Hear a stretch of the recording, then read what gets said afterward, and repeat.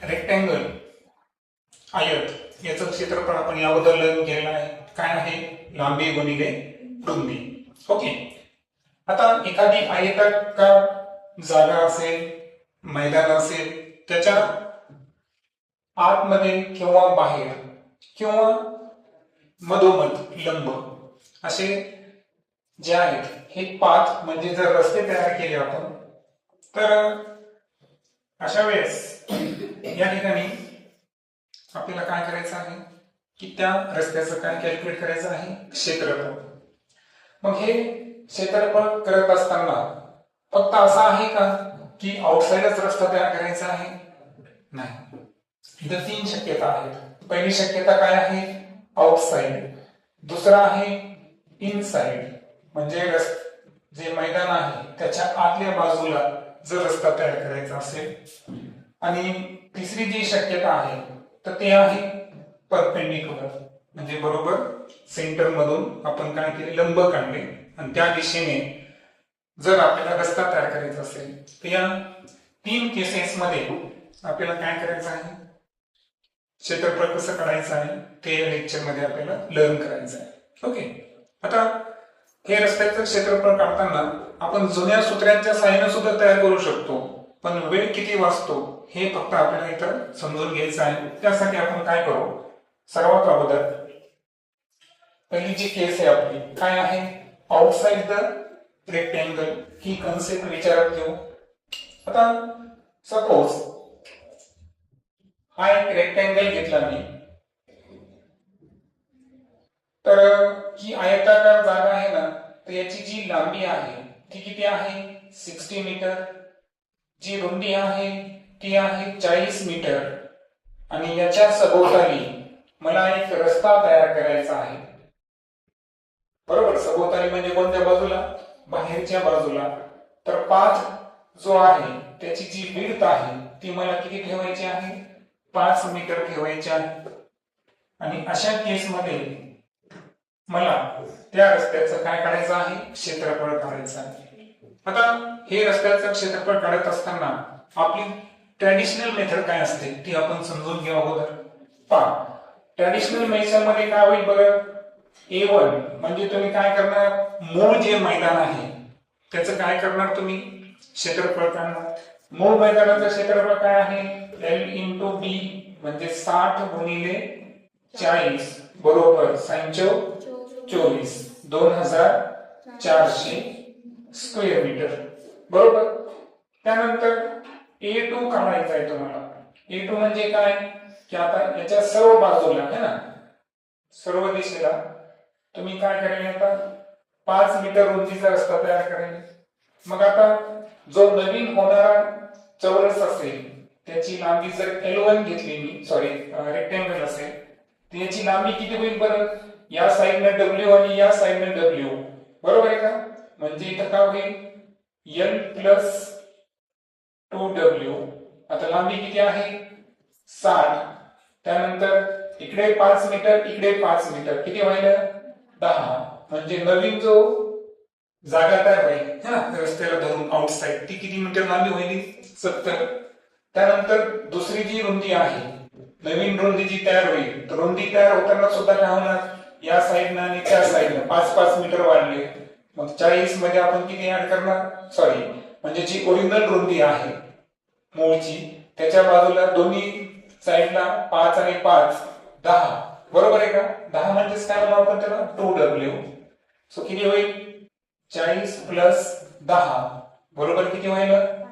50 metre square. म्हणून area 2 म्हणजे L1 × B1 = किती सांगा? 70 गुणिले 50. 7 किती झालं? 3500 मीटर स्क्वेअर. आणि यावरून जे रस्त्याचं क्षेत्रफळ आहे म्हणजे एरिया ऑफ पाथ हा काढताना तुम्ही काय करणार? A2 मधून A1 काय करणार? मायनस करणार. तर पहा इथं फक्त मीटर लक्षात घ्या. तर पहा A2 किती आहे आपला? 3500. A1 किती आहे? 2400 मीटर स्क्वेअर. वजाबाकी जर केली आपण किती होईल बरं? 1100 बरोबर करेक्ट. आता हे झालं एरिया ऑफ पाथ, ही झाली आपली ट्रॅडिशनल मेथड याला कॅल्क्युलेट करण्याची. बट आता यामध्ये आपल्याला काय करायचं आहे की जे आता आपण नवीन सूत्र लिहिलेलं आहे काय आहे, A is equal to 2W in bracket L plus B plus 2W याचा आपल्याला वापर करायचा आहे. मग या मेथडनं आपण आन्सर पावती केलं.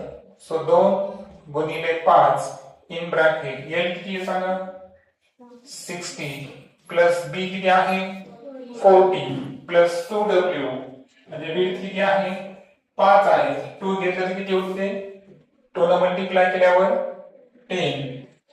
सो 10 इंटू 7 आणि 40 100 100 आणि 10 110 आणि म्हणून हे आन्सर डायरेक्ट आपण जर कॅल्क्युलेट केलं ते किती आलं 1100 मीटर स्क्वेअर आलं का बरोबर आन्सर. फक्त इथं स्टेप्स किती झाल्या 3 स्टेप झाल्या आणि जर आपण फॉर्म्युला युटिलाइज केला तर एका स्टेप मध्ये आन्सर निघतो.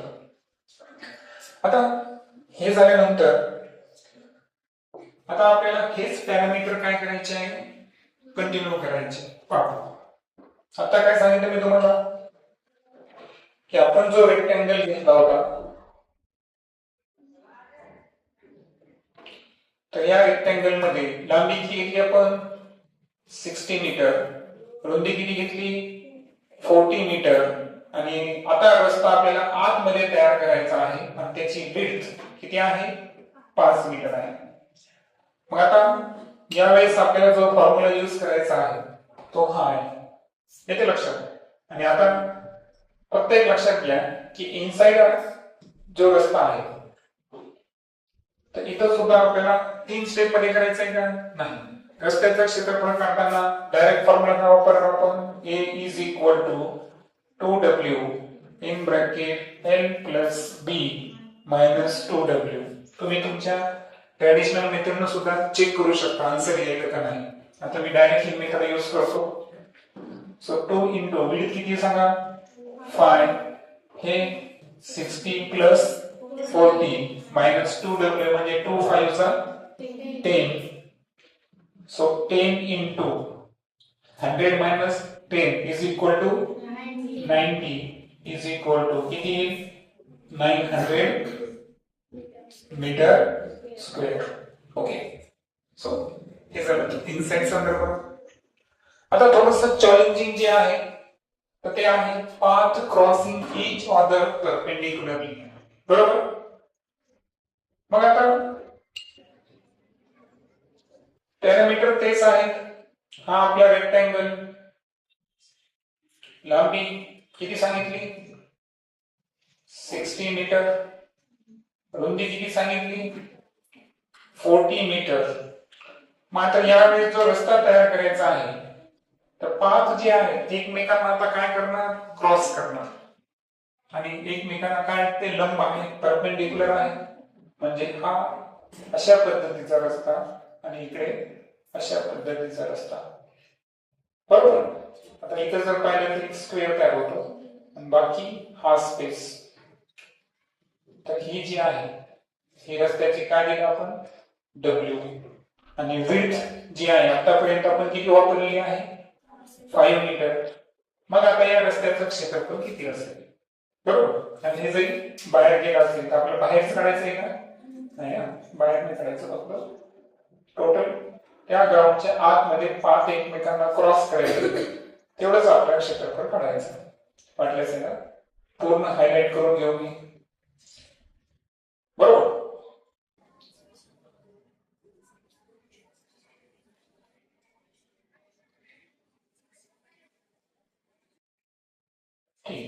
मग आता थेट फॉर्म्युला वापरू आपण A is equal to W in bracket L plus B minus W. सांगा किती आहे 5 metre 60 plus 40 minus W is equal to sorry 5 level 60 आणि 40 100 100 मधून 5 मायनस करा 95. पाचा पाचा 25, 5 नवे 45 आणि 2 47. मग किती आलं 475 मीटर स्क्वेअर एवढी काय असणार त्या रस्त्याची म्हणजे एरिया असणार है ना. अशा पद्धतीनं रस्त्याचे क्षेत्रफळाचे किती केसेस पाहिले आपण 3 केसेस. ओके.